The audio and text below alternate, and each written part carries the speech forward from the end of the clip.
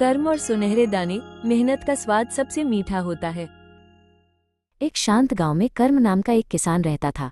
वो सूर्योदय से पहले ही जाग जाता था और अपने खेतों की ओर निकल पड़ता था। उसके पास जमीन का एक छोटा सा टुकड़ा था जिसे वो पूरी दुनिया से ज्यादा प्यार करता था।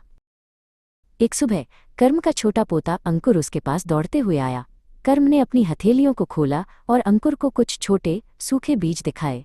कर्म ने कहा, अंकुर, इन छोटे बीजों में ढेर सारा धैर्य और मेहनत छिपी है। अंकुर बहुत उत्साहित था। उसने अपने छोटे हाथों से मिट्टी में गड्ढे बनाए और उन बीजों को बड़ी सावधानी से अंदर रख दिया। उसने हर बीज को मिट्टी की एक पतली परत से ढक दिया और उसे हौले से थपथपाया। दोपहर की धूप बहुत तेज थी, लेकिन कर्म आराम नहीं करना चाहता था। उसने पानी से भरा एक भारी घड़ा उठाया और धीरे धीरे पूरे खेत में पानी छिड़का। वो जानता था कि इन बीजों को बढ़ने के लिए उसकी देखभाल की जरूरत है। कई दिन बीत गए, लेकिन जमीन के ऊपर कुछ भी नहीं दिखा। अंकुर हर सुबह खेत में जाकर देखता और उदास होकर लौट आता। उसने कर्म से पूछा, क्या हमारे बीज मर गए हैं? वे बाहर क्यों नहीं आ रहे? तभी अचानक आसमान में काले बादल घिर आए। ठंडी हवा चलने लगी और तेज बारिश होने लगी।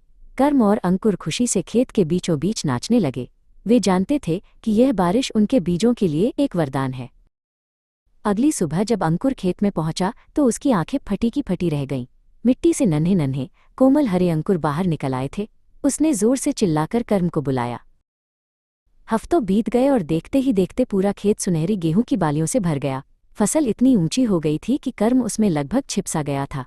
वो अपनी मेहनत के फल को देखकर बहुत गौरवान्वित महसूस कर रहा था। अब फसल काटने का समय था। कर्म और अंकुर ने मिलकर दिन भर काम किया। उन्होंने ताजे अनाज से भारी बोरियां भरीं। वे दोनों थक गए थे, लेकिन उनके मन में एक अनोखी खुशी थी। उस रात अंकुर ने अपनी मेहनत से उगे अनाज की ताज़ा और नरम रोटी खाई। उसने कर्म की ओर देखा और मुस्कुराते हुए कहा, मेहनत का स्वाद सबसे मीठा होता है। कर्म ने उसे गले लगा लिया।